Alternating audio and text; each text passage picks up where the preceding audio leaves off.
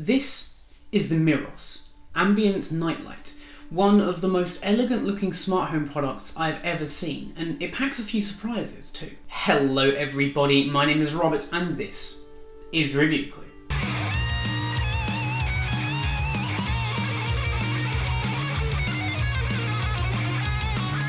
But of course, if this is the first time that you're seeing my face on your screen, then one, lucky you, and two, go down there, hit that subscribe button, hit that bell notification icon so you get notified every time I upload. Anyway, let's get right on with today's video as we look at the Meross Ambient Nightlight.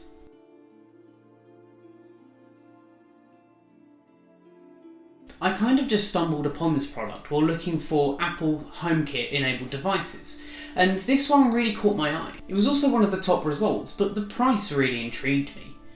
The price is just £35. Now that's really not much, considering I'm used to being able having to pay a premium for Apple HomeKit enabled devices. This was an entry level price for a smart light. So is it any good?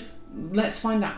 Aesthetically, the device is clean and minimal, with this clear plastic cover around it.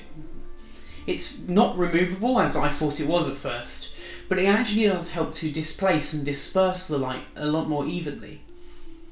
There's actually no physical buttons on this device at all. There's a metal plate on the top which is touch sensitive, and alongside the power port on the back there really isn't that much. The device is simple, elegant, and will look great in any modern home. Let's talk connections, because there's a lot here. So you can of course use the Meross app, and this works like any other smart home app.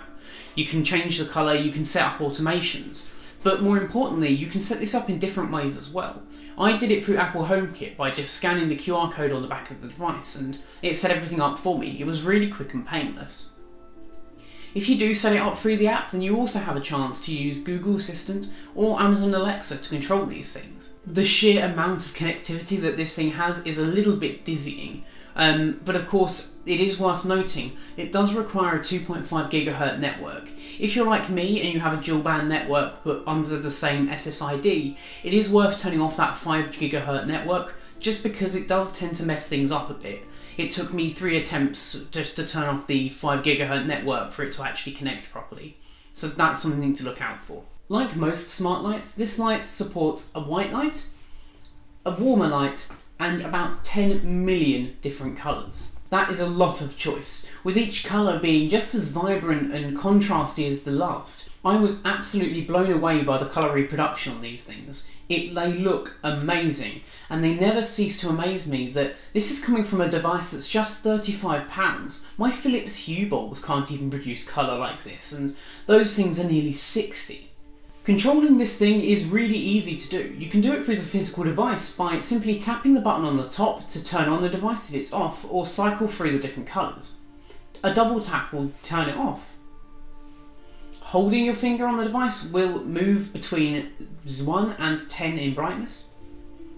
Holding your finger on the device will change brightness between a 0 and 10 level, so you get a lot of customization and you don't really have to touch the app or talk to a smart assistant at all if you don't want to. This is purely optional. But of course, those smart assistants do control this thing as well, making it easier than ever to be able to actually set this light to the colour you want. This means it's easier than ever to set this light to the colour that you want and the brightness that you want. I never found that the smart assistants, when I asked it to turn blue for example, I never found those colours to be particularly off. They were always very accurate and just stunning, as you can see from these B-roll. If you do choose to use the app to control this thing, then you won't be disappointed either. It is super simple. The colour wheel is a little bit odd. It takes a little bit of getting used to. It's a rolling click rather than a choose somewhere on the spectrum. So after you've learnt that, it becomes very intuitive and actually makes more sense than having a big wheel. So that's always nice to see. And the automation is great too.